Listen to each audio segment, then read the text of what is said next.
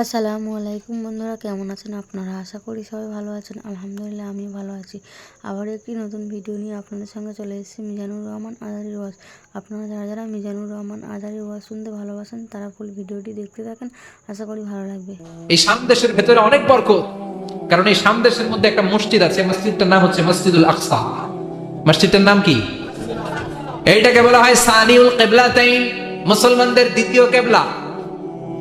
বিশ্বনবী মক্কা থেকে মদিনাতে হিজরত করার পরে মদিনায় যে 16 মাস কিংবা 17 মাস ওই মসজিদুল আকসার দিকে হয়ে নামাজ পড়েছেন। সুবহানাল্লাহ। 17 মাস পরে আবার মসজিদুল আকসা থেকে কাবার দিকে বিশ্বনবীর কিবলা পরিবর্তন করে দিল কে? পৃথিবীতে 3টা মসজিদ সবচাইতে সেরা, মনে রাখবেন। ইসলামিক জেনারেল নলেজ, এটা ইসলামিক সাধারণ জ্ঞান। পৃথিবীতে 3টা মসজিদ সবচাইতে সেরা। কয়টা? এক নাম্বার হচ্ছে মসজিদুল আকসা। মসজিদের নাম কি? সুবহানাল্লাযী আসরা বিআবদিহি লাইলাম মিনাল মাসজিদিল হারামি ইলাল মাসজিদিল আকসা। প্রশংসা ওই আল্লাহর, যিনি তার নবীকে, যিনি তার বান্দাকে মেরাজের রাতে মসজিদুল হারাম থেকে মসজিদুল আকসায় ভ্রমণ করিয়েছে। মেরাজের রাত্রিতে বিশ্বনবী ওই মসজিদটা ভ্রমণ করেছিলেন এবং বিশ্বনবী বলেছেন, খবরদার, স্পেশাল সওয়াবের নিয়তে, বিশেষ সওয়াব পাওয়া যাবে এই নিয়তে পৃথিবীর 3টা মসজিদ ছাড়া আর কোন মসজিদে সফর করা জায়েজ। তার প্রথম হলো মসজিদুল আকসা। এই মসজিদুল আকসার ভেতরে 1 রাকাত নামাজ পড়লে 500 রাকাতের সওয়াব দেয় কে? 2 নাম্বার মসজিদে নববী, বিশ্বনবীর কবর যেই মসজিদের মধ্যে রয়েছে, ওই মসজিদে 1 রাকাত নামাজ পড়লে 1000 রাকাত নামাজের সওয়াব দেয় কে? 3 নাম্বার মসজিদুল হারাম, যেই মসজিদুল হারামের মাঝখানে আল্লাহর ঘর রয়েছে, ওই ঘরে 1 রাকাত নামাজ পড়লে 1 লক্ষ রাকাতের সওয়াব আমলনামায় দিবে কে? আর যদি জামাতে পড়েন আরো 27 গুণ বেশি, তার মানে 1 রাকাতে 27 লক্ষ রাকাতের সওয়াব। সুবহানাল্লাহ কইবেন না? যাইতে মনে চায় সৌদি আরব, যাইতে মনে চায় মক্কা, যেতে মনে চায় মদিনাতে। বিশ্বনবী শুয়ে আছেন সেখানে। দেখা দাও রাসূলুল্লাহ, ধন্য করো দিদারে, আমি কেঁদে কেঁদে হই গো সারা, ধন্য করো দিদারে। 2 সাথীকে পাশে নিয়ে হায় ঘুমিয়ে আছো নিঝুম নিরালায়, আমি সইতে পারি না বিরহ জ্বালা, ধন্য করো দিদারে, ডেকে লও হাবিবাল্লাহ,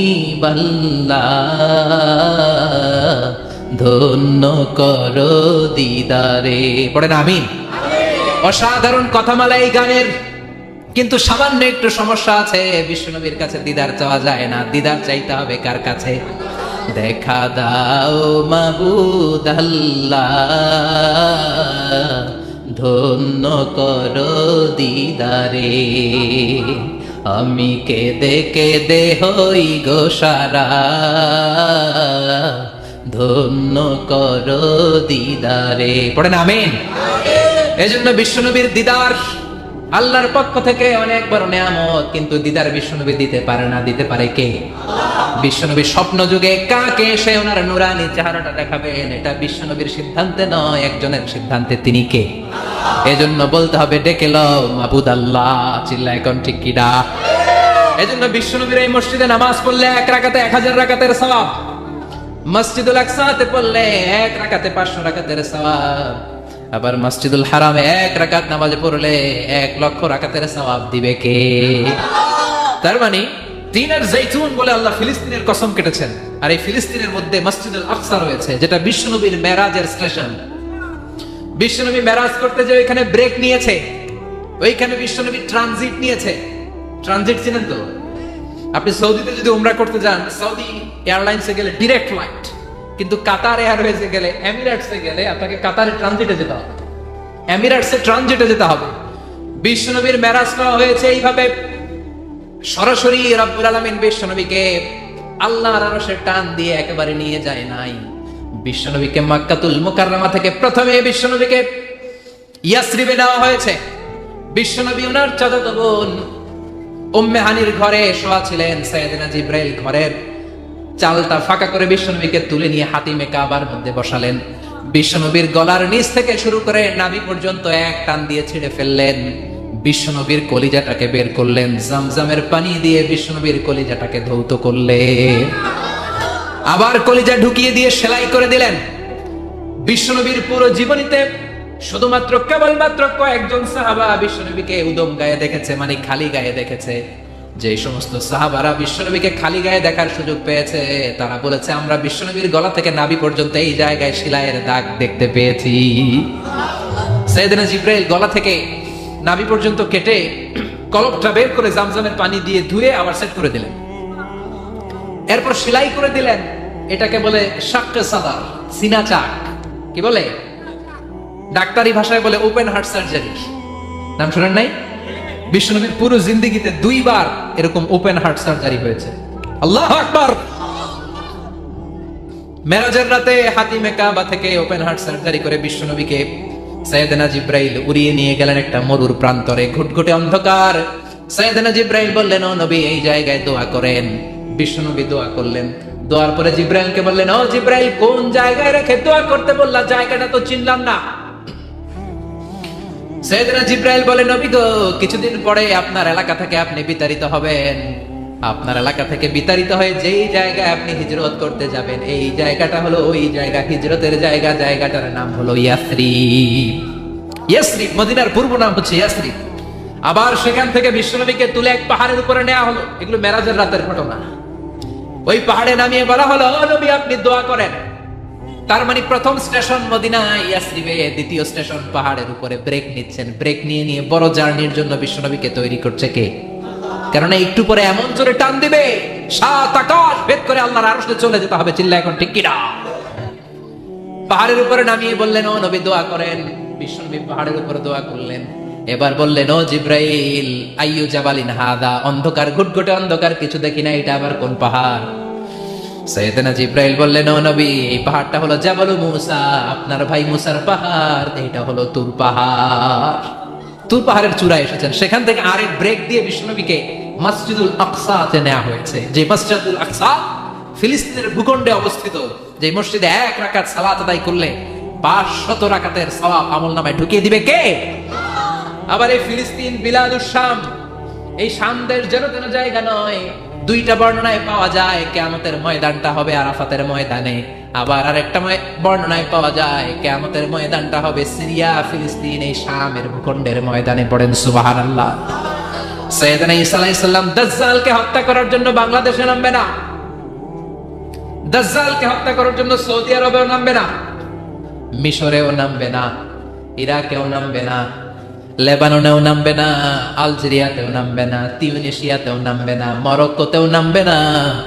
সাইয়েদনা ঈসা আলাইহিস সালাম দাজ্জালকে হত্যা করার জন্য ফিলিস্তিনের দামেস্কের জামে মসজিদের সবচেয়ে বড় মিনারার পাশে 2 জন ফেরেশতার পাখার উপরে ভর করে জমিনে নেমে আসবেন। এই জায়গাটা অনেক গুরুত্বপূর্ণ জায়গা। আল্লাহ বলেছেন, বারাকনা হাওলা, এই পুরো এলাকাটাকে আমি বরকত দিয়ে ছেয়ে দিয়েছি। পড়েন আল্লাহু আকবার। আবার এই জায়গায় বিশাল একটা যুদ্ধ হবে। ফিলিস্তিনের একটা শহর আছে আল গৌতা। এই গৌতা শহরে মুসলমানদের কেন্দ্রবিন্দু হবে। কিয়ামতের আগ দিয়ে যা যা ঘটবে সব এই ফিলিস্তিনে ঘটবে। এই জন্য তিন আর জাইতুনের কসম কাটার মধ্য দিয়ে ফিলিস্তিনের কসম কেটেছে কে? এই ফিলিস্তিনের বাইতুল হাম, যেটাকে বলে বেথেলহাম, এই বেথেলহাম সিটিতে ঈসা আলাইহিস সালামের জন্ম। সুবহানাল্লাহ পড়েন। মনে থাকবে কোন শহরে? বেথেলহাম। বেথেলহাম শহরে ঈসা আলাইহিস সালামের জন্ম। তার মানে আল্লাহ ঈসা নবীর জন্মস্থানের কসম কাটলেন। এরপরে আল্লাহ বললেন, ওয়াতুরে সিনিন, তুর পাহাড়ের কসম, সিনাই পর্বতের কসম। তুর পাহাড় হলো মিশরে, মিশর হলো মুসা আলাইহিস সালামের জন্মস্থান। আর ওয়াহাদাল বালাদিল আমিন, এই নিরাপদ শহরের কসম, মানে মক্কাতুল মুকাররমার কসম। মক্কা মুকাররমা কার জন্মস্থান? জোরে বলেন, আরো জোরে বলেন। বিশ্বনবীর জন্মস্থান। 3 জন বড় বড় পয়গাম্বর যে 3 দেশে এসেছে, আল্লাহ 3টা দেশের কসম কাটলেন। 3টা বড় বড় শরীয়তের ধারক বাহক এই 3 জন নবী, উলুল আজমি মিনার রাসূল। এজন্য আল্লাহ বললেন ওয়াত্তিনি ওয়াজ্জাইতুনি ওয়া তুরি সিনিনা ওয়া হাযাল বালাদিল আমিন। তিন আর জাইতুনের কসম, মানে ফিলিস্তিনের কসম। ওয়া তুরি সিনিন, তুর পাহাড়ের কসম, মিশরের সবচাইতে উঁচু পাহাড়, যে পাহাড়ের চূড়ার উপরে উঠে সাইয়েদনা মূসা আলাইহিস সালাম সরাসরি আল্লাহর সাথে কথা বলেছেন। ওয়া কাল্লামাল্লাহু মূসা তাকলিমা, সরাসরি, without any media, without any via, সাইয়েদনা মূসা আলাইহিস সালাম আল্লাহর সাথে কথা বলতেন। পৃথিবীতে চারটা আসমানি কিতাব সবচাইতে সেরা। এক হচ্ছে তাওরাত, দ্বিতীয়ত জাবুর, তৃতীয়ত ইনজিল, চতুর্থত কোরআন। তাওরাত আল্লাহ নাজিল করেছেন সাইয়েদনা মূসা আলাইহিস সালামের উপর, জাবুর নাজিল করেছেন দাউদ আলাইহিস সালামের উপর, ইনজিল নাজিল করেছেন ঈসা আলাইহিস সালামের উপর, আর বিশ্বনবীর উপর নাজিল করেছেন কোরআন, ঠিক কিনা? এই তাওরাতকে রব্বুল আলামিন স্বয়ং নিজ হাতে লিখে কাঠের ফলকের মধ্যে, তক্তার মধ্যে লিখে সাইয়েদনা মূসা আলাইহিস সালামকে দিয়েছে। সুবহানাল্লাহ। এটাকে আরবিতে বলে আলওয়াহ। লাউহের প্লুরাল হচ্ছে আলওয়াহ। কাঠের তক্তার মধ্যে আল্লাহ নিজে তাওরাত লিখেছেন। কিসের মধ্যে লিখছেন? কথা বলেন, শুনতেছেন? মনোযোগ আছে? কাঠের তক্তার মধ্যে তাওরাত লিখলেন, লিখে মূসা আলাইহিস সালামকে বললেন, মূসা ফিহি বুরহান, ফিহি হুদা, ফিহি হিদায়া। এই হচ্ছে তাওরাত কিতাব, আমি নিজ হাতে লিখে দিয়েছি। এর মধ্যে হেদায়েত আছে, এর মধ্যে বরকত আছে, এর মধ্যে বুরহান আছে, দলিল আছে। যাও, এই কাঠের তক্তার মধ্যে লেখা তাওরাত কিতাবকে নিয়ে যাও, বনি ইসরাইলের কাছে এই তাওরাত কিতাবের দাওয়াত দাও।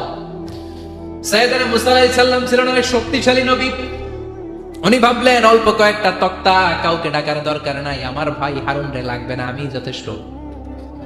আমার ভাই হারুন রে কষ্ট করে পাহাড়ের উপরে টেনে আনার দরকার নাই, 3-4টা তক্তা আমি নিজেই নিতে পারবো, নিজেই নিতে পারবো মনে করে সাইয়েদনা মূসা আলাইহিস সালাম আল্লাহর লেখা তক্তার উপরে যে তাওরাতের ফলক, এই ফলক ধরে টান দিয়েছে উঠানোর জন্য।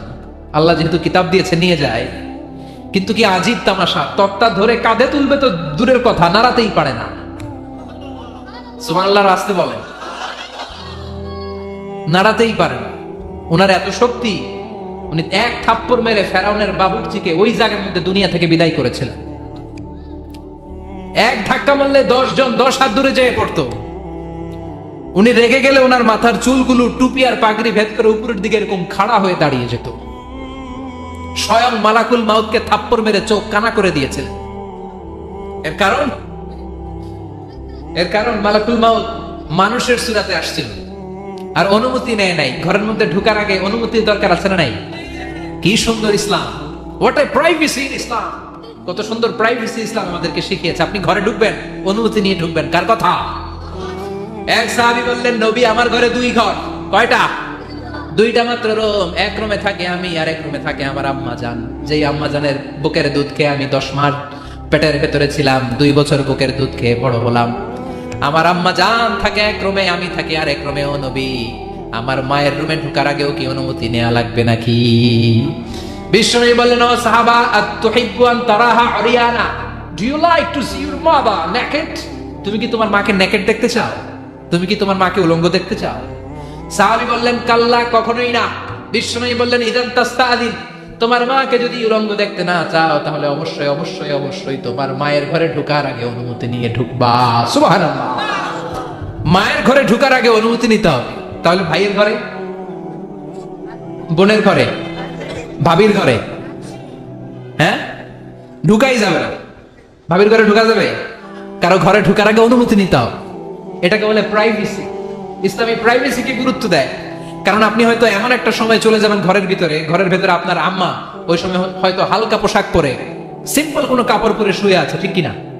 ওই পোশাকে সে আপনার সামনে আসতে চায় না। আপনি যখন নক করবেন, আপনি যখন সালাম দিবেন, পারমিশন চাইবেন, সে হয়তো ওনাকে ঢেকে চাদর পরে সুন্দর করে জামাটা পরে তারপরে আপনার সামনে আসবে। চিল্লায় বলেন, ঠিক কিনা? এজন্য অনুমতি নিয়ে ঢুকা ফরজ। কারো ঘরে যখন যাবেন, আগে সালাম দিবেন, 3 বার সালাম দিবেন। 3 বার সালাম দেওয়ার পরে যদি উত্তর না পাওয়া যায়, চলে যাবেন। কার কথা? মানতে রাজি আছেন তো? এগুলো মানি না, এজন্যই ঘরে অশান্তি, ফ্যামিলিতে অশান্তি, চোখের হেফাজত নাই, নজরের হেফাজত নাই। এই নজরের লাগাম যদি টেনে ধরতে পারেন, ফ্যামিলির 50% সমস্যা এমনিই চলে যাবে। চিল্লা এখন, ঠিক কিনা? সাইয়েদনা মুসা আলাইহিস সালামের কাছে মালাকুল মাউত, মৃত্যুর ফেরেশতা মানুষের সূরাতে এসেছিল, অনুমতি নেয় নাই, হুট করে ঘরে ঢুকছে, ঢুইকা কয় আনা মালাকুল মাউত, আমি মৃত্যুর ফেরেশতা, জিইতু আন আকবাদা রূহাক, আপনার রূহ কবজ করতে আসছি। মুসা আলাইহিস সালাম দেখতেছে একজন সলিমুদ্দিন, মুসা নবী দেখে কি, আর সলিমুদ্দিন কয় কি, আমি মালাকুল মাউত। ভেজাল আছে না নাই? সাইয়েদনা মুসা আলাইহিস সালাম দেখে দিব্যি সাধারণ মানুষ, আর সে বলে আমি তোমার রূহ কবজ করতে এসেছি। মুসা আলাইহিস সালাম রেগে গেলেন, অনেক মেজাজ ওয়ালা নবী ছিলেন, রাগের চোটে এক থাপ্পড় দিলেন, থাপ্পড় খেয়ে মালাকুল মাউতের এক চোখ নাই। বুখারীর বর্ণনা, ফাসাক্কাহু ফাফাকু আইনা, থাপ্পড় মারলেন, চোখ শেষ। মালাকুল মাউত বাঁচার জন্য দিলেন দৌড়, এক দৌড়ে আল্লাহর আদেশে আল্লাহর আরশে চলে গেলেন, যে বলে মাবুদ এমন নবীর কাছে পাঠিয়েছেন, আরসালতানি ইলা আবদিন লা ইউরিদুল মাউত, এমন বান্দার কাছে পাঠিয়েছে ওই বান্দা মরতে চায় না, খালি মারতে চায়। কি করতে চায়? মরতে চায় না, মারতে চায়। দেখেন কি করছে আল্লাহ, বললেন ও মালাকুল মাউত, ভুল করছো, সালাম দাও নাই, অনুমতি নাও নাই, মানুষের সূরাতে গেছো, আর নবীও সাধারণ নবী না, মেজাজ ওয়ালা নবী, ঠিক কি না? চিন্তা করে লাভ নাই, আমি কথা বলবো। সাইয়েদনা মুসাকে আল্লাহ ডেকে বললেন, ও মুসা তুমি নাকি মরতে চাও না, খালি মারতে চাও। সাইয়েদনা মুসা বলেন, না মাবুদ আমি তো চিনি নাই, এটা যে মালাকুল মাউত আমি তো চিনি নাই, চিনলে তো তার গায়ে আমি হাত তোলার সাহস করতাম না। আল্লাহ বললেন, ও মুসা যাও, দাইয়াদাকা আলা মাতনি সাউদ, ওই যে একটা গাভী দেখা যায়, ষাঁড় দেখা যায়, ওই গরুর পিঠের উপরে তোমার ডান হাতটা রেখে দাও। সাইয়েদনা মুসা আলাইহিস সালাম গরুর পিঠের উপরে ডান হাত রাখলেন। আল্লাহ বললেন, মুসা তোমার ডান হাতের নিচে গরুর যতগুলো পশম, প্রত্যেকটা পশমের বিনিময়ে তোমার এক এক বছর করে হায়াত আমি বাড়িয়ে দিলাম। মরতে যখন চাও না, মারতে যখন চাও, আরো কয়েক বছর মারো, হায়াত আমি বাড়িয়ে দিলাম। মুসা আলাইহিস সালাম বললেন, আল্লাহ সুম্মা মাদা, এই হাতের নিচে গরুর যত পশম তত আমার হায়াত বেড়ে যাবে। ধরলাম হাতের নিচে 2000 পশম, 2000 বছর হায়াত বাড়িয়ে দিলেন, কিন্তু সুম্মা মাদা, 2000 বছর পরে কি হবে, আগে ওইটা কোন, ওই ঝামেলাটা ভাঙের আগে। আল্লাহ বললেন, মুসা সুম্মাল মাউত, তারপরে তো তোমাকে মরতেই হবে, এই পৃথিবীতে আসলেই মরতে হয়। কুল্লু নাফসিন যায়িকাতুল মাউত, এই পৃথিবীতে যারা একবার আসবে তাদেরকেই মরতে হবে, ঠিক কি না? সাইয়েদনা মুসা আলাইহিস সালাম বললেন, ফাল আনা, তাহলে আর দেরির দরকার নাই, এখনই আমাকে নিতে বলেন। সুবহানাল্লাহ। মালাকুল মাউত এসে মুসা আলাইহিস সালামের রূহ কবজ করে ফেলবেন। এই মুসা আলাইহিস সালামের সাথে সরাসরি আল্লাহর কথা হতো এই তুর পাহাড়ের উপর, আর এই তুর পাহাড়ের নামে কসম কেটেছে কে? ওয়া তুরি সিনিন। আল্লাহ বললেন, তিন আর জাইতুনের কসম, মানে ফিলিস্তিনের কসম।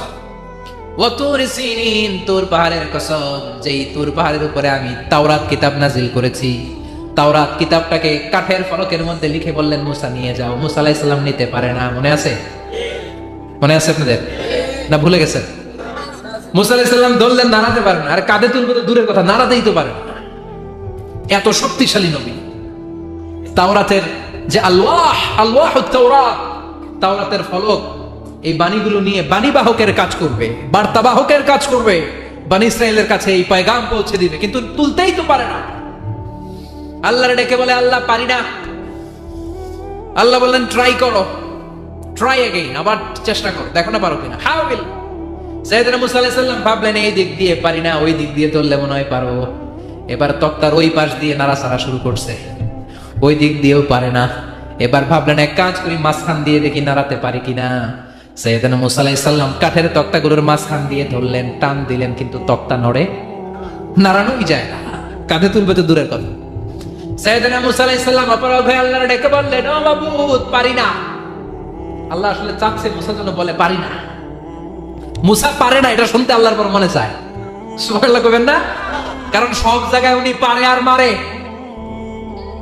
আজকে সাইয়েদনা মুসা আলাইহিস সালামের কণ্ঠে আল্লাহ শুনতে চায়, আল্লাহ আমি অপারগ, আমি পারি না। সাইয়েদনা মুসা আলাইহিস সালাম বলে, আল্লাহ সাইয়েদনা জিব্রাইলকে যদি বলেন আমারে যদি একটু সাহায্য করে, আমার কাঁধে তুলে দিলে আমি নিয়ে বাড়িতে যাব।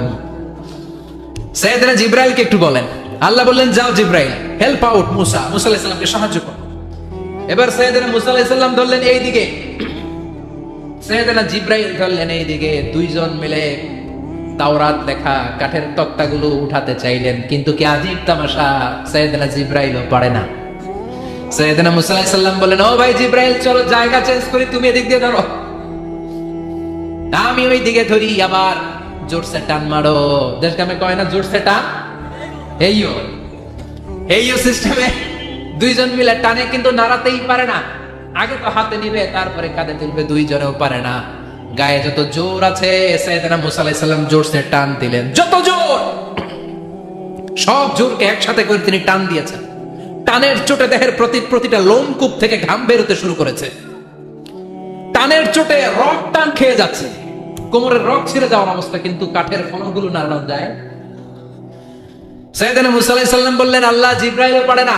জিব্রাইলের সাথে হাজার হাজার সহকারী ফেরেশতা, তাদেরকে একটু বলেন হেল্প করার জন্য। সুবহানাল্লাহ পড়ে।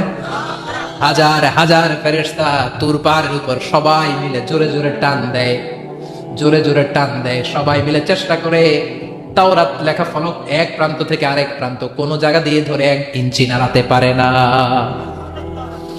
এই অবস্থা দেখে আল্লাহ বললেন, ঘটনা কি? আল্লাহ পারি না। সাইয়েদনা মুসা আলাইহিস সালাম কি বলে? আল্লাহ পারি না।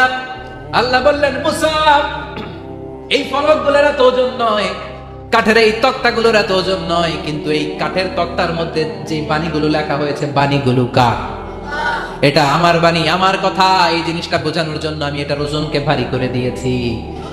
এবার জিব্রাইলের সহকারী ফেরেশতা লাগবে না, জিব্রাইলের সহযোগিতা লাগবে না, তোমার গায়ে আমি যেই জোর দিয়েছি, টান দিয়ে দেখো সবগুলারে কাঁধে তুলে নিতে পারবা। সাইয়েদনা মুসা আলাইহিস সালাম বিসমিল্লাহ বলে সবগুলো তাওরাত লেখা কাঠের তক্তাগুলো কাঁধে নিয়ে এক দৌড়ে বাড়ি। আল্লাহু আকবার। যেই পাহাড়ের উপর এই তক্তা টানাটানির ঘটনা ঘটেছে, পাহাড়টার নাম, এজন্য আল্লাহ বললেন, ওয়াত-তিনি ওয়াজ-যাইতুনি ওয়া তুরি সিনিনা ওয়া হাদাল বালাদিল আমিন। তিন আর জাইতুনের কসম, তুর পাহাড়ের কসম। আবার তুর পাহাড়ের মধ্যে নূরের তাজাল্লি দিয়েছে কে? فلما تجلى ربه جعله دكا وخر موسى صعقا। সাইয়েদনা মুসা আলাইহিস সালাম বললেন, আল্লাহ তোমাকে দেখতে চাই। আল্লাহ বললেন, দেখতে পারবে না, পাহাড়ের দিকে তাকাও, পাহাড়ের মধ্যে নূরের তাজাল্লি দেব, যদি পাহাড় টিকে যায় তাহলে দেখতে পাবা। আল্লাহ যখন তুর পাহাড়ের উপর তাজাল্লি মেরেছেন, পাহাড় ভেঙে খান খান হয়ে যায়, সাইয়েদনা মুসা আলাইহিস সালাম বেহুশ হয়ে যায়। এই বেহুশ হওয়ার ঘটনা আর পাহাড় জ্বলে ছাই হওয়ার ঘটনা যেখানে ঘটেছে, ওই পাহাড়টার নাম জোরে বলেন। ওই তুর পাহাড়ের কসম কেটেছে কে? ওয়াতুরি। ওয়াতুরি 2285 মিটার উঁচু, অনেক উঁচু পাহাড়। আবার ইয়াজুজ মাজুজ যখন পৃথিবীতে আক্রমণ করবে, ইন্না ইয়াজুজ ওয়া মাজুজ মুফসিদুনা ফিল আরদ। তামাম জাহানে ইয়াজুজ মাজুজ যখন আক্রমণ করবে, তামাম পৃথিবীটাকে যখন লন্ডভন্ড করে দিবে, সাইয়েদনা ঈসা আলাইহিস সালাম মুমিন বান্দাদেরকে নিয়ে যেই পাহাড়ের উপর আশ্রয় নেবেন, সেটা হলো এই তুর পাহাড়। সুবহানাল্লাহ। ঈসা আলাইহিস সালাম মুমিনদেরকে নিয়ে এক পাহাড়ে চলে যাবে এই ইয়াজুজ মাজুজের অত্যাচার থেকে বাঁচার জন্য। এদেরকে ইংরেজিতে বলে Gog Magog. If you search in Google by writing Gog and Magog, আপনি পেয়ে যাবেন ইয়াজুজ মাজুজের কাহিনী। হাত্তা ইযা ফুতিহাত ইয়াজুজ ওয়া মাজুজ ওয়া হুম মিন কুল্লি হাদাবিন ইয়ানসিলুন। লক্ষ লক্ষ ইয়াজুজ মাজুজের বাহিনী আসবে। এই ইয়াজুজ মাজুজের বাহিনীর অত্যাচার, অবিচার, অনাচার, জুলুম থেকে, মারামারি থেকে বাঁচার জন্য মুসলমানরা ঈসা আলাইহিস সালামের নেতৃত্বে যেই পাহাড়ের উপর আশ্রয় নিবেন, ওই পাহাড়ের নাম হলো তুর পাহাড়। ওই পাহাড়ের নাম কি? কোরআনে অনেকবার আল্লাহ তাআলা এই তুর পাহাড়ের কথা বলেছেন। আমি নিজে এই তুর পাহাড়ের চূড়ায় উঠেছি 2 বার। পাথরের পাহাড়, মাঝরাতে উঠতে হয়। এই তুর পাহাড়ের নিচে একটা গির্জা আছে, খ্রিস্টানদের প্রাচীনতম গির্জা, সেন্ট ক্যাথেরিনা গির্জা। এই গির্জার ভিতরে ঢুকেছিলাম দেখার জন্য। এটা পবিত্র জায়গা। মুসা আলাইহিস সালাম যখন যাচ্ছিলেন, আল্লাহ বলেন, ফাখলা'না আলাইক ফাখলা'না আলাইকা ইন্নাকা বিল ওয়াদিল মুকদ্দাসি তুয়া। শুজ অফ, জুতা খুলে ফেলো। মুসা জুতা খুলে ফেলো। ইন্নাকা বিল ওয়াদিল মুকদ্দাসি তুয়া। You are in a very holy valley, very sacred valley. একটা পবিত্র উপত্যকায় তুমি এসেছো। এর চাইতে উন্নত এবং পবিত্র উপত্যকা আমি মহাবিশ্বে কোথাও সৃষ্টি করি নাই। চিল্লায় পড়েন সুবহানাল্লাহ। মাঝরাতেই তুর পাহাড়ে উঠতে হয়, ব্যাকপ্যাক নিয়ে যেতে হয়, সেখানে পানি টানি খাবার দাবার নিয়ে ওঠা লাগে। 3-4 ঘন্টা লাগে উঠতে, নামতে আবার 3-4 ঘন্টা। সকালে 10টা 11টার পরে আর তুর পাহাড়ে থাকা যায় না, কারণ আমাদের বাংলাদেশের পাহাড়গুলো মাটির পাহাড়, তুর পাহাড় হচ্ছে পাথরের পাহাড়। পাথরের পাহাড়ে যখন সূর্যের আলো লাগে, পাথরের পাহাড় গরম হয়ে যায়। আমরা মাঝরাতে উঠতে শুরু করলাম। আমরা যখন উঠতেছি দেখলাম খ্রিস্টান কমিউনিটির একটা গ্রুপ তারাও উঠছে, ইহুদিদের একটা গ্রুপও উঠছে, কারণ এটা 3 ধর্মের লোকদের কাছে তীর্থস্থান। এই তুর পাহাড়ের চূড়ায় ছোট্ট একটা মসজিদ আছে, 7-8 জন নামাজ পড়া যায়। খ্রিস্টানদের একটা গির্জা আছে, ইহুদিদের একটা সিনাগগ আছে।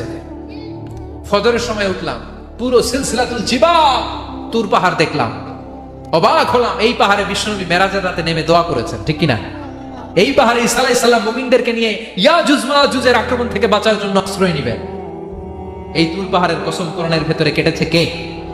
এজন্য আল্লাহ বললেন ওয়াত-তিনি ওয়াজ-যাইতুনি ওয়া তুরি সিনিনা ওয়া হাযাল বালাদিল আমিন। তিন আর যাইতুনের কসম, ওই মিশরের তুর পাহাড়ের কসম, ওয়া হাযাল বালাদিল আমিন, এই নিরাপদ শহরের কসম। শহরটার নাম কি? কি নাম? এই নিরাপদ শহর দ্বারা আল্লাহ বুঝিয়েছে মক্কা না ফিলিস্তিন না, ফিলিস্তিন হচ্ছে প্রথমটা, কিন্তু হাদাল বালাদিল আমিন, এই নিরাপদ শহর দিয়ে আল্লাহ বুঝিয়েছেন মক্কা শহরকে। চিৎকার করে বলবেন কোন শহর? মক্কা শহর। এই মক্কা শহরের আগের নাম বাক্কা। মক্কার আগের নাম কি? জোরে বলেন, আরো জোরে। ইন্না আউওয়ালা বাইতিন উদিআ লিন-নাসি লাল্লাযী বিবাক্কাতা মুবারাকা হুদাল লিল আলামিন। নিশ্চয়ই পৃথিবীর সর্বপ্রথম ঘর যেই শহরের মধ্যে আমি আল্লাহ স্থাপন করলাম, শহরটার নাম হলো বাক্কা শহর। কি শহর? এই বাক্কা পরে চেঞ্জ হয়েছে মক্কা। আল্লাহু আকবার। তার মানে আজকে জানলেন মক্কা শহরের আগের নাম হলো বাক্কা। আগের নাম কি? মক্কা শহরে অনেক হোটেল আছে, ওই হোটেলের নাম ফুন্দুক বাক্কা। দেখছেন? ফুন্দুক বাক্কা মানে বাক্কা হোটেল। এই বাক্কা হচ্ছে মক্কার আগের নাম, মনে থাকবে? আল্লাহ বললেন হাদাল বালাদিল আমিন, এই নিরাপদ শহরের কসম, এই শহরের চেয়ে নিরাপদ শহর পৃথিবীর মধ্যে। ইউসাউইরুকুম ফিল আরহামি কাইফা ইয়াশা লা ইলাহা ইল্লা হুয়াল আজিজুল হাকীম। তিনি হলেন এমন সত্তা যিনি মায়ের পেটে থাকা অবস্থায় তোমাদের চেহারার ডিজাইন করে দিয়েছে। চিল্লায়া বলেন সুবহানাল্লাহ। তাহলে 4টা কসম কেটে আল্লাহ যে দামি কথাটা বললেন, লাকাদ খালাকনাল ইনসানা ফি আহসানি তাকওয়িম, সুন্দর আকৃতিতে তৈরি করেছি। এজন্য সুন্দর চেহারাটা নিয়ে যখন আয়নার সামনে দাঁড়াবেন, তখন আপনি আয়নার দোয়া পড়বেন আল্লাহুম্মা হাসসানতা খালকি ফাহসিন খুলুকি। বিশ্বনবীর চেহারা সুন্দর বেশি না কম? জোরে বলেন। চাঁদের চেয়ে সুন্দর তুমি নবী আমার কামলিওয়ালা, চাঁদের চেয়ে সুন্দর তুমি নবী আমার কামলিওয়ালা, দু জাহানের বাদশাহ তুমি প্যারা নবী সাল্লাল্লাহু আলা, দু জাহানের বাদশাহ তুমি প্যারা নবী সাল্লাল্লাহু আলা, চাঁদের চেয়ে সুন্দর তুমি নবী আমার কামলিওয়ালা। সুবহানাল্লাহ। বিশ্বনবীর চেহারাটা বড় সুন্দর ছিল। এত সুন্দর চেহারার মানুষ পৃথিবীতে দ্বিতীয়টা নাই।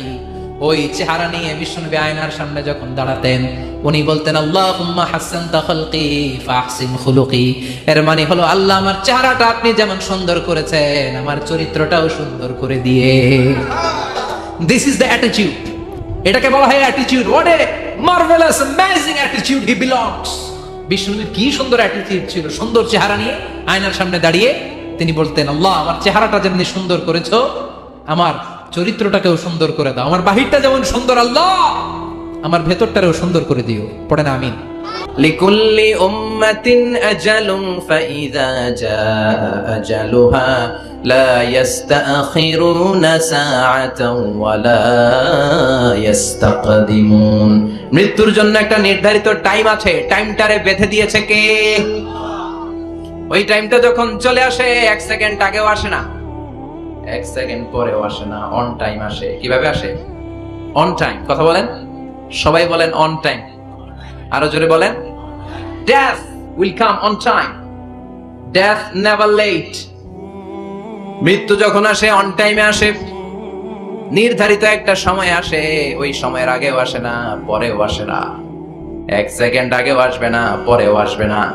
মনে করেন আপনাকে রব্বুল আলামিন 60 বছরের হায়াত দিয়েছে, আপনার বয়স এখন 50 বছর, আরো বাকি কয় বছর? এখন গোটা বিশ্বের সবাই মিলে যদি আপনারে মারতে চায়, কিছু করতে পারবে নাকি? কথা বলেন। আবার রব্বুল আলামিন আজ রাত 12টায় আপনার হায়াত কেড়ে নিবে, মালাকুল মাউত এসে রূহ কবজ করবে। দুনিয়াতে আর থাকার কোনো পারমিশন আপনার নাই, থাকার কোনো সুযোগ নাই। গোটা বিশ্বের সবাই মিলে যদি আপনারা রাখতে চায়, রাখতে পারবে নাকি? কথা বলেন। চলে যেতে হবে। এই পৃথিবীতে আসার একটা সিস্টেম থাকে, যাওয়ার কোনো সিস্টেম নাই, ঠিক কি না? আসার সময় আগে আসছে আমার দাদা, তারপর আমার বাবা, তারপরে আমি, তারপরে আমার ছেলে, তারপরে আমার নাতি, তারপরে তার ছেলে, ঠিক কি না? তার মানে আসার একটা সিরিয়াল আছে, যাওয়ার কোনো সিরিয়াল আছে নাকি? কথা কোন? নাকি সিস্টেম দাদা আগে আসছে, দাদাই আগে যাবে, নাতি যেতে পারবে না? কথা বলেন। দাদার আগে নাতি মরে, এরকম আছে না নাই? মায়ের আগে মেয়ে যায়, আছে না নাই? মুরব্বী বাজানেরা বেঁচে থাকে, আমাদের মতো যুবক গুলো অ্যাক্সিডেন্টে মারা যায়, আছে না নাই? আবার অসুস্থরা বেঁচে থাকে, সুস্থরা মরে যায়, আছে না নাই? হাসপাতালে রোগীগুলো বেঁচে থাকে, ডাক্তার মরে যায়, আছে না নাই? উখিয়াতে তো ডাক্তার মরে না, দিকেও ডাক্তার মরে। ওনারা না বাঁচায় মানুষরে? হ্যাঁ হ্যাঁ, আল্লাহ বাঁচায়, ডাক্তার হচ্ছে ওয়াসিলা। চিল্লা এখন ঠিক কিনা? তার মানে এই মরণের একটা সিরিয়াল, দুনিয়ার থেকে চলে যাওয়ার কোনো সিরিয়াল থাকে না, মরে যাওয়ার সিরিয়াল থাকে না, আসার একটা সিরিয়াল থাকে, যাওয়ার কোনো সিরিয়াল থাকে নাকি? বলেন, জোরে বলেন। আবার চলে যাওয়ার কোনো ভরসা নাই, এক সেকেন্ডের মধ্যে সব হয়ে যায়। একটা সঙ্গীত আছে না, এক সেকেন্ডের নাই ভরসা, ভঙ্গ হবে রং তামাশা, চক্ষু বুঝিলে হায় রে দম ফুরাইলে। চিল্লায় বলেন ঠিক কিনা? হায় রে মানুষ রঙিন ফানুষ, দম ফুরাইলে তবু তো ভাই কারোরই নাই একটুখানি। কথা কয় না? হায় রে মানুষ রঙিন ফানুষ, রঙিন ফানুষ, হায় রে মানুষ। চিল্লায় বলেন ঠিক কিনা? যে কোনো সময় চলে যায়। এই গানের যিনি সিঙ্গার ছিলেন, আমরা তখন ছোট, ফিরোজ শাহ বা ফিরোজ শাহ নামের, এক সেকেন্ডের নাই ভরসা, ভঙ্গ হবে রং তামাশা, চক্ষু বুঝিলে হায় রে দম ফুরাইলে। এই গানটা উনি গাইতে গাইতে স্টেজে মারা গিয়েছিলেন। দেখেন নাই? মুরব্বীরা জানবেন। তার মানে মৃত্যুর গান গেতে গেতে অনেকে মৃত্যুবরণ করে, এরকম আছে না নাই? অনেকে খাওয়ার টেবিলে বসে মারা যায়, আছে না নাই? ফুটবলার ফুটবল খেলতে খেলতে মরছে, দেখেন নাই? ক্রিকেট খেলতে খেলতে মরা যায়, আছে না নাই? রেসলিং খেলতে খেলতে মারা যায়, দেখেন নাই? হ্যাঁ, এরকম ভিডিও দেখা যায় যে প্রতিপক্ষকে রেসলিং খেলায় মারতে মারতে শেষ, এখনই জিতে যাবে, হঠাৎ করে তাকায় কিচ্ছু বোঝে না, হঠাৎ করে জামিনে উল্টে পড়ে যায়, রেফারি এসে মাটিতে বাড়ি মারে, আর লড়ে না, আছে না? রেফারি কি করে? মাটিতে বাড়ি মারে, এতক্ষণ সে জিতে যায়, এখন আর নড়েই না। তাকাতে তাকাতে দুনিয়া থেকে নাই। অনেক টেলিভিশনের নিউজ রিপোর্টার রিপোর্ট করতে করতে নাই, দম ফুরাইলে ঠুস শেষ হয়ে যায়। অনেকে অ্যাক্সিডেন্টে মরে, সড়ক দুর্ঘটনায়, অনেকে বিমান দুর্ঘটনায় মরে, আকাশে মরে না? অনেকে পানিতে ডুবে মরে, অনেকে আগুনে পুড়ে মরে, অনেকে ক্রস ফায়ারে মরে, আছে না নাই? আবার অনেকে রাত্রিবেলা বিছানায় ঘুমোতে যায়, সকালে আর ওঠে না। কত ধরনের মরণ! আল্লাহ তুমি আমাদেরকে ভালো মরণ দিও, ইমানি মরণ দিও। ইমানের পথে অবিচল থেকে আমার মরণ যেন হয়, ইমানের পথে অবিচল থেকে আমার মরণ যেন হয়। তোমারই কাছে মিনতি আমার, তোমারই কাছে মিনতি আমার, মহামহিম দয়াময়। ইমানের পথে অবিচল থেকে আমার মরণ যেন হয়। চিল্লায় পড়েন আমিন। তার মানে কে কোথায় মরবো আমরা কেউ জানি নাকি? ওমা তাদরি নাফসুম বিআইয়ি আরদিন তামুত, কোন জায়গায় মরবা, কখন মরবা কেউ আমরা জানি না, কিন্তু মরবো সবাই জানি, ঠিক কি না? কুল্লু নাফসিন যায়িকাতুল মাউত, প্রত্যেকটি আত্মার মৃত্যুবরণ করতে হবে, এটা আমরা সবাই জানি। The most certain thing in life is death, but the most uncertain thing in our life is the time of death. এই জীবনের সবচেয়ে সুনিশ্চিত বিষয় হলো মরণ, সবচেয়ে অনিশ্চিত বিষয় হলো মরণের সময়। চিল্লা এখন ঠিক কিনা? মরবো যে আমরা সবাই জানি, কিন্তু কোথায় মরবো আমরা কেউ জানি? জানি আমরা সবাইকেই মরতে হয়, জন্মালেই মরতে হবে, চলে যেতে হবে, থাকা যাবে না। এটাই হলো পৃথিবীর পদ্ধতি। জীবনের সবচাইতে নির্মম ঘটনা হচ্ছে মরণ, সবচাইতে ভয়ঙ্কর অভিজ্ঞতা। কোন প্রাণীর জন্য সর্বোচ্চ এবং সবচাইতে ভয়ঙ্কর অভিজ্ঞতা হচ্ছে মৃত্যু। এবং এত ভয়ঙ্কর অভিজ্ঞতা, এই অভিজ্ঞতাটা কারো কাছে শেয়ার করে যাওয়া যায় না। মরার সময় কেউ বলে যেতে পারছিল আমার মরতে এমন লাগছে, কইতে পারছে? কেমন লাগছে বলতে পারে? বলা যায় না। তার আগেই চলে যেতে হয় শৈশব, কৈশোর, যৌবন, বার্ধক্য, প্রৌঢ়ত্ব, হ্যাঁ, বয়সের ছাপ, কালো চুল দাড়ি সাদা হয়ে যাওয়া, দাড়ি চুলে শুভ্রতা, দুর্বলতা। This is the circle of life.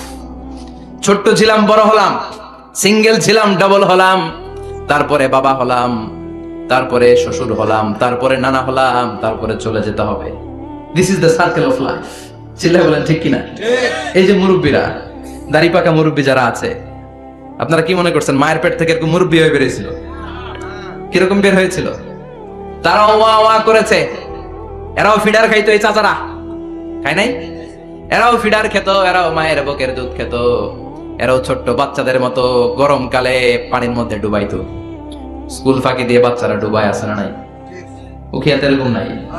ছোট্ট বাচ্চা ছিল, বড় হলো, বার্ধক্যে উপনীত হলো। This is the circle of life. চলে যেতে হবে। বিশ্বনবী বললেন আমার উম্মতি মা বাইনা 60 ইলা 70। আমার উম্মতের গড় বয়স হলো 60 থেকে 70। এই উম্মতের গড় বয়স কত? 60 থেকে 70। ওয়া আকাল্লুহুম মাইয়াজুজু জালিক। অল্প কিছু মানুষ আছে যারা 70 এর বেশি হায়াত পায়। এখানে 70 এর বেশি আছেন কারা? হাত তোলেন দেখি তো। কয়জন? একজন, দুইজন, তিনজন? মাশাআল্লাহ, আল্লাহ আরো হায়াত দেখ। আল্লাহ এদেরকে আরো হায়াত দারাজ করুক। চিল্লায় বলেন আমিন। তার মানে আমার উম্মতি মা বাইনা 60 ইলা 70। বিশ্বনবী বললেন এই উম্মতের গড় বয়স 60 থেকে 70, আর 70 এর বেশি হায়াত পাবে। ওয়া আকাল্লুহুম মাইয়াজুজু যালিক।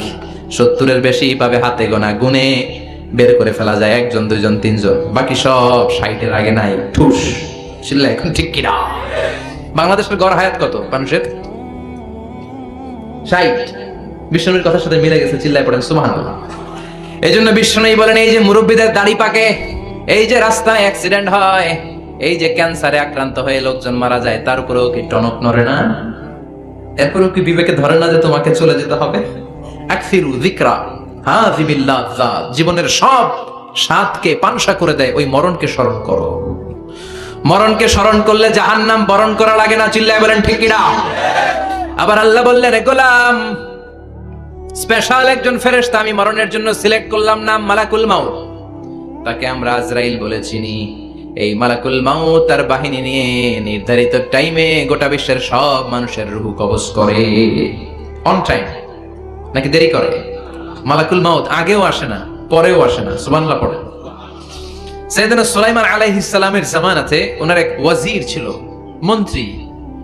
ওই মন্ত্রীকে নিয়ে উনি বৈঠক করতেন। ওনার সময় উনি মালাকুল মাউতের সাথে বৈঠক করতেন। শুনতেছেন? আপনাদের মনোযোগ আছে তো? উনি বৈঠকে বসেছেন, মালাকুল মাউতও বসা, ওয়াজিরও বসা। হঠাৎ মালাকুল মাউত ওয়াজিরের দিকে বড় বড় চোখ করে তাকাচ্ছে। বড় বড় চোখ করে তাকানোতে ওয়াজির ভয় পেয়েছে। হঠাৎ মালাকুল মাউত চলে গেল। ওয়াজির বলে ও সুলাইমান আলাইহিস সালাম, এই যে লোকটা বড় বড় চোখ করে আমার দিকে তাকালো, এটা কে? সাইয়েদনা সুলাইমান বলে হাদা মালাকুল মাউত। যে বর্ণনাটা বলছি এটা হাদিস না, এটা হচ্ছে ইসরাইলিয়া, জিউস ট্র্যাডিশন। কোরআন হাদিসের সাথে কোনো দ্বন্দ্ব নাই, তাই বর্ণনা করা যাবে। বিষ্ণু বলেছেন বাল্লিগু আন্নি ওয়ালাউ আয়া। আবার বলেছেন ওয়া হাদিসু আন বনি ইসরাঈল ওয়ালা হারাজ। বনি ইসরাইলের ট্র্যাডিশন বর্ণনা করো, জিউস ট্র্যাডিশন বর্ণনা করো, এতে কোনো সমস্যা নাই। ওয়াজির বলে ও সাইয়েদনা সুলাইমান, বড় বড় চোখ করে যে তাকালো লোকটাকে? সাইয়েদনা সুলাইমান বলে হাদা মালাকুল মাউত, এটা মৃত্যুর ফেরেশতা। ওয়াজিরের কলিজায় পানি নাই। এটা কি ফেরেশতা? শুনে তো পিলে চমকে গিয়েছে। কয় কি?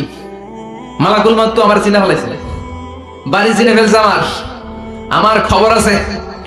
সাইয়েদনা সুলাইমান আলাইহিস সালাম জিনদেরকে দিয়ে কাজ করাতেন, মেঘমালাকে দিয়ে কাজ করাতেন, বিশাল সিংহাসন নিয়ে পৃথিবীর প্রাচ্য থেকে পাশ্চাত্যে ঘুরে বেড়াতেন।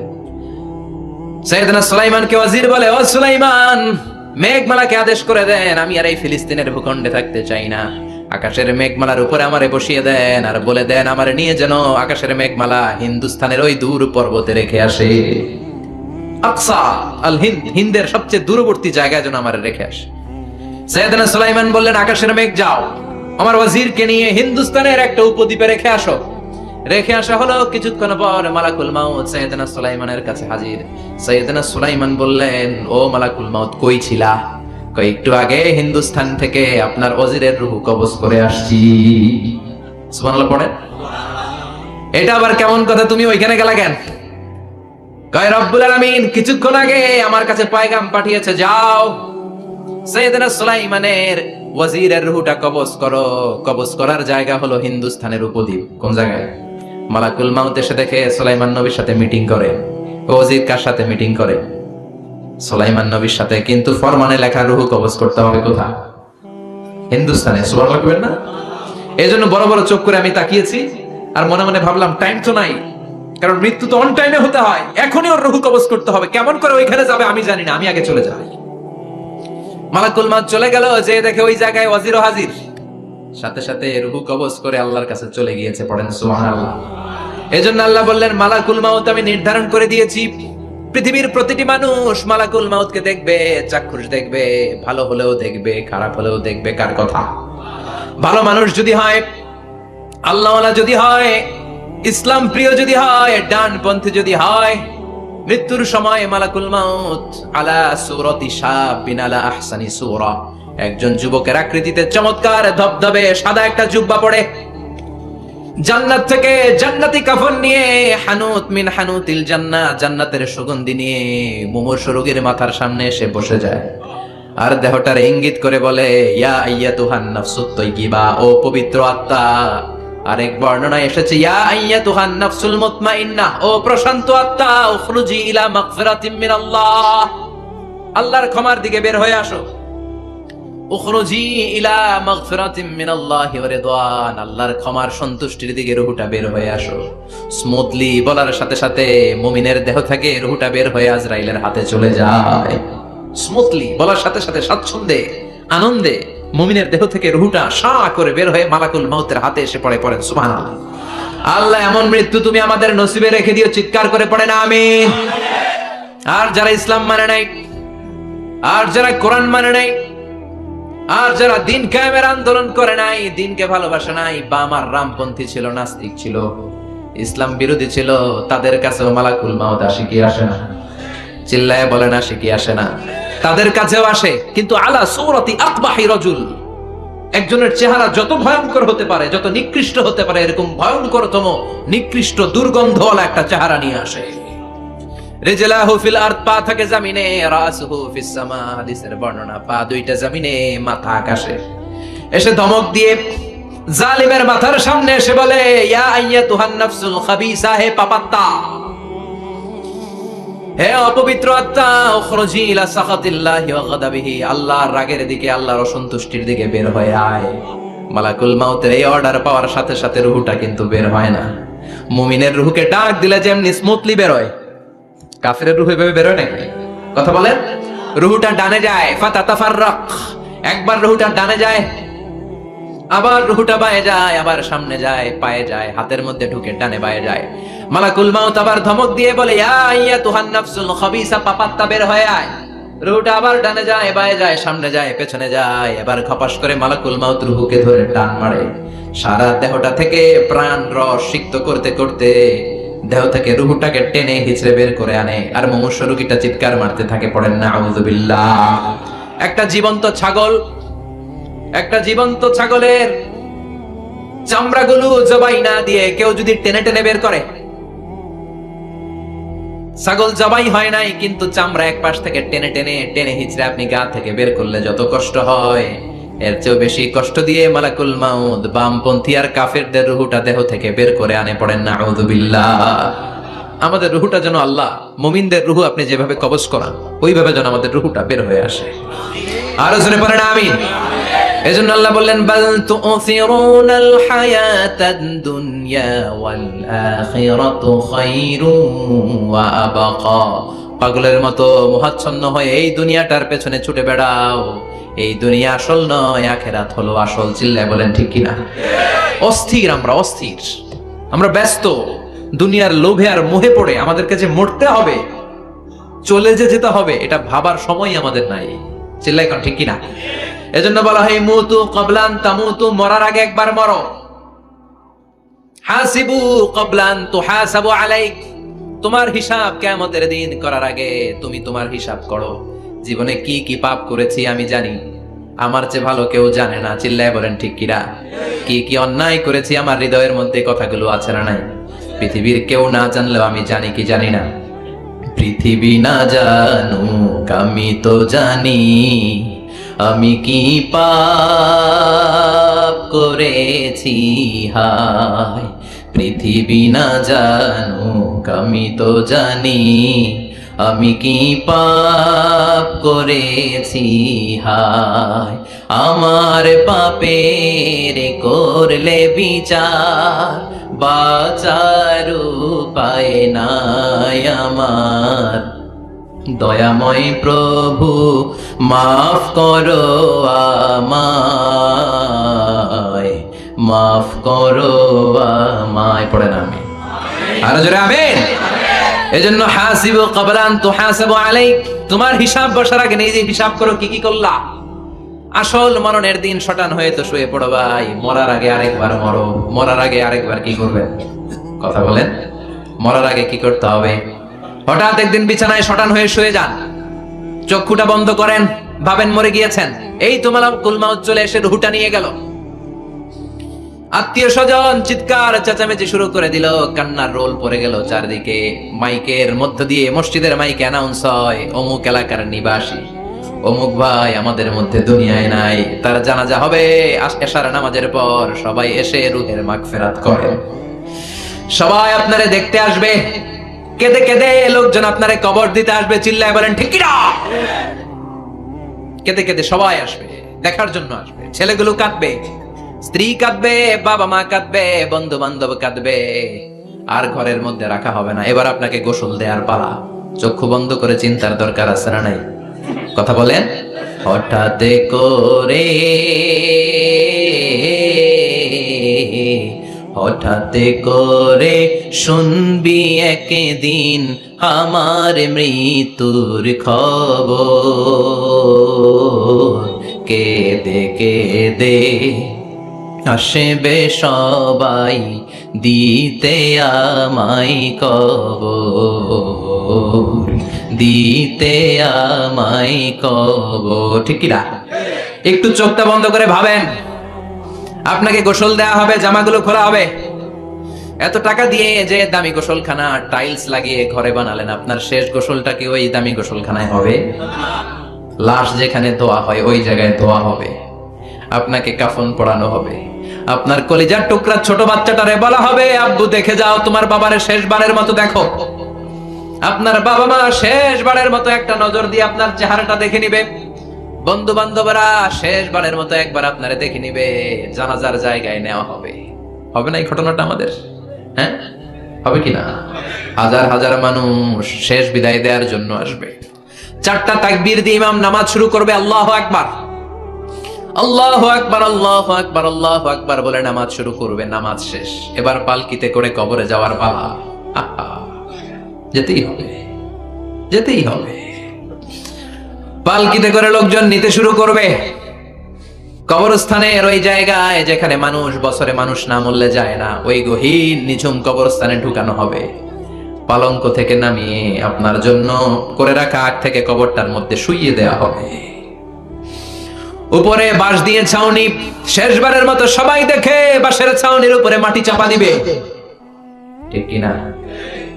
চলে যাবে সবাই, কেউ নাই, অন্ধকার,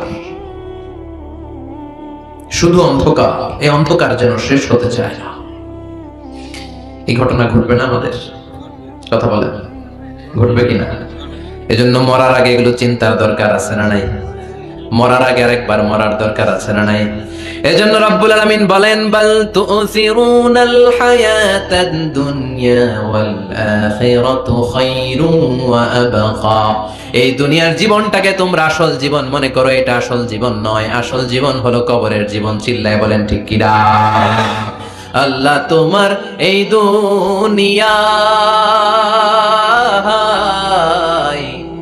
আল্লাহ তোমার এই দুনিয়ায় কেউ আসে কেউ চলে যায়, তবু তোমার ভয়ে কারো কাঁদে না হৃদয়।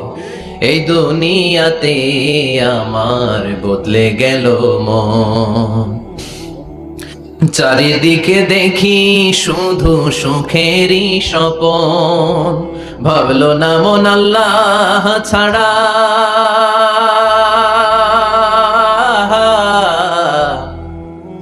ভাবলো না মন আল্লাহ ছাড়া নেই কোনো উপায়, তবু তোমার ভয়ে কারো কাঁদে না হৃদয়। ঠিক কিনা? আসে আর চলে যায়। প্রতিদিন মাইকে অ্যানাউন্স শুনি, অমুক এলাকার অমুক লোক নাই, দাদা গেল, বাবা গেল, বড় ভাই গেল, আত্মীয় স্বজন গেল, আমাকেও যেতে হবে, এই চিন্তা মাথায় নাই। চিল্লা এখন ঠিক কিনা? এজন্য লাইফটা হলো one time, one chance, second কোনো চান্স আপনাকে দেয়া হবে নাকি? কাফেররা বলবে, ইয়া রাব্বি আরেকটা সুযোগ দেন, লাউ আন্না লানা কাররা ইয়ানি মাররা। আল্লাহ আরেকটা সুযোগ যদি পেতাম, দুনিয়াতে ভালো করে আসতাম। আল্লাহ বলবেন, ইন্নাহা কালিমাতুন কাইলুহা, এটা শুধু তাদের মুখের কথা, তাদেরকে আবার সুযোগ দিলেও তারা কিচ্ছু করবে না। চিল্লা এখন ঠিক কিনা? এজন্য একটা চান্স আমরা পেয়েছি, এই দুনিয়ার ওয়ান চান্সে আমরা ভয় পাবো একজনকে। চিল্লায় বলেন তিনি কে? আল্লাহ। এজন্য যেতে আমাদেরকে হবে। এই মরণ থেকে পালানোর কোনো সুযোগ কেউ পালাতে পারে নাই। এই মরণ হলো আখিরাতের প্রবেশদ্বার। মরণ নামক পালকিতে চড়ে আমরা কবরের ভেতরে ঢুকি। মরণ হলো প্রথম পর্ব, কবর হলো দ্বিতীয় পর্ব। যেরকম ঠিক কিনা? এজন্য বিষ্ণু বললেন, আল কবর রাউদাতুম মিন রিয়াদিল জান্নাহ আও হুফরাতুম মিন হুফারিন নার। কবর হলো কারো জন্য জান্নাতের বাগান, কারো জন্য জাহান্নামের গর্ত। আমরা বলি, আল্লাহ আমাদের কবরটারে জান্নাতের বাগান বানাও। আর জোরে পড়েন আমিন। আবার বিষ্ণু বললেন, ইন্নাল কবরা আউয়াল মানজিল মিন মানাজিলিল আখিরাহ। কবর হলো আখিরাতের মানজিলগুলোর প্রথম মানজিল। আখিরাতে একটার পরে একটা অনেকগুলো স্টেশন আপনাকে পার হতে হবে। প্রথম স্টেশনটার নাম হলো কবর। প্রথম স্টেশনের নাম কি? এই কবর নামক স্টেশনে যদি আপনি মাফ পেয়ে যান, সামনের সব স্টেশনগুলোতে মাফের ব্যবস্থা করবে কে? আল্লাহ। আর কবর নামক স্টেশনে যদি ধরা খেয়ে যান, আপনার মায়ের আসানা নাই। লাশটাকে যখন রাখা হয়, লাশটা চিনে কে আমারে রাখলো, কে আমাকে ধৌত করলো, কে আমারে কাফন পড়ালো। এজন্য বিষ্ণুই বলেছেন, মুমূর্ষের সামনে বসে বসে পড়ো, লা ইলাহা ইল্লাল্লাহু মুহাম্মাদুর রাসূলুল্লাহ। লাকিনু মাউতাকুম, লা ইলাহা ইল্লাল্লাহ। মুমূর্ষের সামনে দাঁড়িয়ে দাঁড়িয়ে পড়ো, লা ইলাহা ইল্লাল্লাহ। এই লা ইলাহা হচ্ছে জীবিতদের জন্য কালিমা, আর আমরা মরার পরে এই জিকির করি। ঠিক না? আমাদের দেশের অনেক জায়গায় লাশ নিয়ে কবরে যাওয়ার সময় লা ইলাহা পড়ে না। না, এটা আগের জিকির, মরার আগের জিকির। মরার আগে আপনাকে অ্যানাউন্সমেন্ট দিতে হবে, আল্লাহ ছাড়া কোনো ইলাহ নাই, বিশ্বনবী হচ্ছেন শেষ নবী এবং রাসূল। চিল্লায় বলেন ঠিক কি না? লাশটাকে যখন রেখে দেয়া হয়, বিশ্বনবী যত মানুষকে কবরে রেখেছেন, তারপরে দাঁড়িয়েছেন আর বলেছেন, ইস্তাগফিরু লিআখিকুম, তোমার ভাইদের জন্য তোমরা দোয়া করো। ফাইন্নাহুল আনা ইউসআল, এখনি তাকে কবরে সওয়াল করা হবে। কবরে প্রশ্ন আছে না নাই? কথা বলেন। বিশ্বনবী খাদিজাতুল কুবরা, ওনার প্রথম স্ত্রী খাদিজাতুল কুবরা তাহেরাকে কবরের মধ্যে রেখে দিয়ে কাঁদতে শুরু করলেন। চোখের পানি ছেড়ে অনেক দোয়া করলেন। দোয়া শেষে সব সাহাবারা ঘরে ফিরে যায়, বিশ্বনবী যায় না। সাইয়েদনা আবু বকর বললেন, ও নবী চলেন ঘরে যাই। অনেক তো দোয়া করলেন। বিশ্বনবী বললেন, আবু বকর তুমি যাও, আমি যাব না। এটা সাধারণ মহিলা না, এটা বিপদের দিনের সঙ্গিনী খাদিজা। মক্কায় যখন আমার কেউ ছিল না, খাদিজা আমারে ভুলে নাই। 3 বছর কাফিররা আমাকে জেলখানায় বন্দী রেখেছিলাম, শিয়াবে আবি তালেবের জেলখানা। আমার স্ত্রী ওই জেলখানার জীবনেও আমারে ছাড়ে নাই। আমার সাথে 3 বছর খাদিজাও জেল খেটেছে। এই একটাই মহিলা, যেই মহিলাকে আল্লাহ আরশের উপর থেকে সালাম দিয়েছে, মহিলাটার নাম খাদিজা। আল্লাহু আকবার। আমার সব সন্তান আল্লাহ খাদিজার পেট থেকে দিয়েছে। ফাতেমাতুজ জোহরা খাদিজার মেয়ে। জাইনাব খাদিজার মেয়ে, উম্মে কুলসুম খাদিজার মেয়ে, রুকাইয়া খাদিজার মেয়ে, আবুল কাসেম বিশ্বনবীর ছেলে খাদিজার ছেলে, আব্দুল্লাহ যাকে তাইয়্যিব এবং তাহের নামে আমরা চিনি সেও খাদিজার ছেলে। সুবহানাল্লাহ। ও আবু বকর, আমার এই কলিজার টুকরা প্রিয়তমা খাদিজারে রেখে দিয়ে কেমনে বাসায় যায়? তুমি যাও, আমি দাঁড়িয়ে থাকবো। এজন্য কবরের আযাব থেকে বিশ্বনবী পানাহ চেয়েছেন। বিশ্বনবী বলেছেন, আল্লাহুম্মা ইন্না নাউযু বিকা মিন আযাবিল কবর। ও আল্লাহ, কবরের আযাব থেকে তুমি আমাদেরকে বাঁচাও। পড়েন আমিন। কবরে মুমিনদেরকে 4টা প্রশ্ন করা হবে, কাফিরদেরকে 3টা প্রশ্ন। চিৎকার করে বলেন, মুমিনের প্রশ্ন কয়টা? আর জোরে বলেন। প্রথম প্রশ্ন, মার রব্বুক, তোর রবের নাম কি? আমরা কি বলবো? আল্লাহ আমারে রব, এই রবি আমার সব, দমে দমে তনু মনে তারি অনুভব। আল্লাহ আমারে রব, এই রবি আমার সব। পড়েন আমিন। দ্বিতীয় প্রশ্ন, আমার দিন, উত্তর দিনের নাম কি? ধর্মের নাম কি? তৃতীয় প্রশ্ন, আমান হাদার রাজুল, এই লোকটাকে কে? আমরা বলবো মুহাম্মদ সাল্লাল্লাহু। 3টা প্রশ্নের উত্তর যখন আপনি কবরে করে দিতে পারবেন, অতিরিক্ত একটা প্রশ্ন, ওয়ামা ইলমুক, এই যে 3টা প্রশ্নের উত্তর পাল্লা, কেমন করে উত্তর জানলা? কোত্থেকে শিখেছো? নকল করে আনছো কাফনের কাপড়ে? পরীক্ষার হলে নকল আছে না নাই?